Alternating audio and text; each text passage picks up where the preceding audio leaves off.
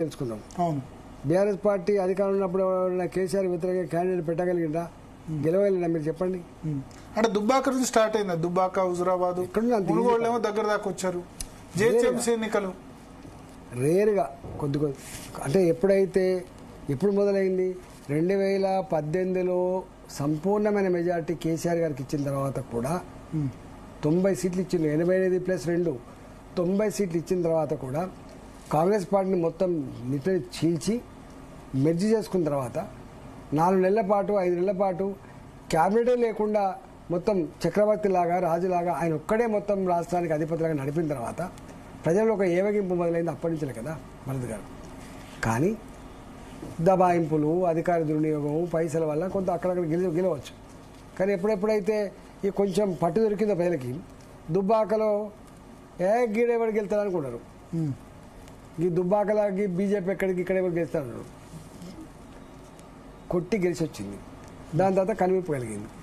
ఆ దెబ్బ మళ్ళీ మీరు ఎవరు ప్రచారంకి వెళ్ళే కదా. మీరు నేను అప్పుడు బీజేపీ లేదు, బీఆర్ఎస్ లోనే ఉన్నారు. కానీ మీరు బీఆర్ఎస్ లో ప్రచారం ఓన్లీ హరీష్ రావు మెదక్ జిల్లా వరకే తీసుకున్నారు. ఎవరు పోలేదు, కేటీఆర్ కూడా పోలేదు. మీ హుజురాబాద్ కూడా కేటీఆర్ రాలేదు. వచ్చింది ఎందుకు అందరు వచ్చారు. అక్కడ ప్రచారంకి వచ్చాడా? ఎన్ని జనం కానీ చేసిండండి. హుజురాబాద్ ఒక ప్రయోగశాల. బీఆర్ఎస్ పార్టీకి తన శక్తిని అంతా వాడుకుని ఒక ప్రయోగశాలగా మారిపోయింది. అంటే హుజురాబాద్ తర్వాత ఈటల అన్న వ్యక్తి తెలంగాణలో ఒక అత్యంత బలమైన రాజకీయ నేతగా ప్రొజెక్ట్ అయినారు. ఇవాళ 2021 నవంబర్ అనుకుంటా కదా.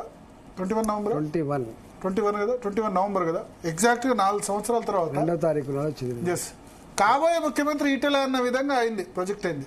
4 సంవత్సరాల తర్వాత చూస్తే ఈటల ముఖ్యమంత్రి కాలేదు.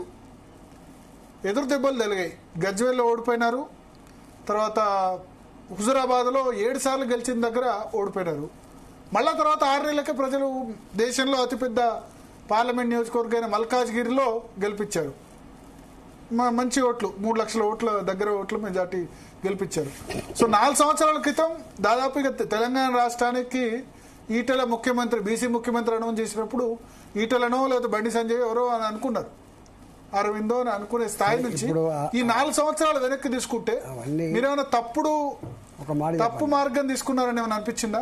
ఏం తప్పుడు మార్గం ఉండదు. రాజకీయాలు అన్నప్పుడు ఇవన్నీ ఎత్తుపలాలు ఉంటాయి. ఇట్లా కరువు ఇట్లా చక్కగా ఉండదు, గుర్తుపెట్టుకోండి. కరువు ఎప్పుడు కూడా కిందికి మీదకి ఉంటుంది. ఒకటి. రెండవది ఏంటంటే గెలుపు అనేక తప్పులు కప్పిపుస్తుంది. ఓటమి అనేక తప్పులు ఎత్తి చూపుతుంది. నేను 7 సార్లు గెలిచిన, ఎప్పుడు రివ్యూ లేదు. గెలిచినాం, ఒక్కసారి ఓడిపోయినాం, ఆలోచించుకున్నాం. వేర్ వీఆర్, వాట్ వీఆర్ ఆలోచించుకున్నాం. ఆ ఓటమి మళ్ళీ పురోగమించడానికి పనికి వస్తుందని చెప్పి అనుకుంటున్నాం. డెఫినెట్గా కేసీఆర్ మీద గజ్వేల్లో పోటీ చేయడం తప్ప అని అట్లా అనుకుంటున్నాను. ఎందుకు తప్పు? నాకు కసి తీరింది. ఓడిపోతామా గెలుతామా కాదు, నాకు కసి ఉంది కాబట్టి కసి కోసం పోటీ చేసిన. నేను గెలుతానా ఓడుతానా తర్వాత విషయం. అంటే కసి ఎట్లా తిరిగింది? ఆయనే గెలిచారు కదా. గెలితే కానీ పోటీ చేసిన కదా నేను.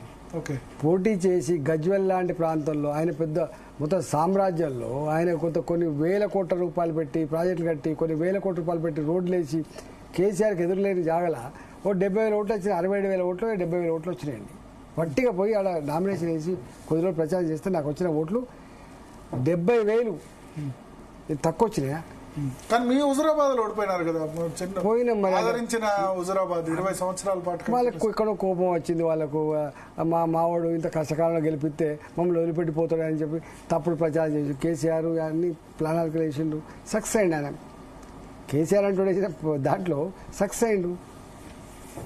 కానీ మరి మళ్ళీ ఇప్పుడు హుజురాబాద్ నుంచి దూరం వచ్చారు కదా మల్కాజ్గిరి పార్లమెంటు. తెలంగాణలో ఈటల ఆయన అంటాడు, గీ హుజురాబాదు, గీ హుస్నాబాదు, గీ మల్కాజ్గిరి ఉంటుంది. తెలంగాణకు లీడరు, గుర్తుపెట్టుకో. ఈటల ఆయన అంటాడు ఎక్కడ పోతే అక్కడ ఉంటుంది. మాలాంటి వాళ్ళం ఒక ప్రాంతానికి పరిమితం కావు, మేము మొత్తం తెలంగాణ పరిమితం పెట్టాం, గుర్తుపెట్టుకో. ఇక్కడ ఒకటి రూరల్ లీడర్, ఇప్పుడు అర్బన్